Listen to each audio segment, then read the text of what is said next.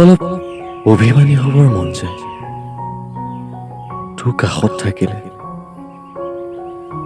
অভিমানবোৰ জীপাল হয় তোৰ মৰম সনা মাতত। যেতিয়া তই অভিমানবোৰ ভাঙিব চেষ্টা কৰ,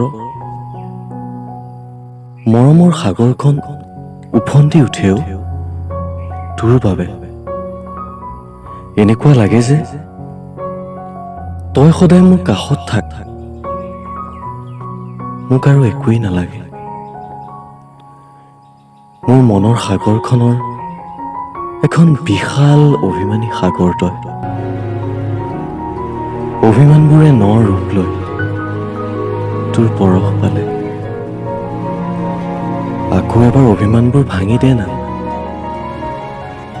আৰু অলপ অভিমানী হ'বৰ মন যায় তোৰ বাবে, তোৰ কাষত থাকিলে।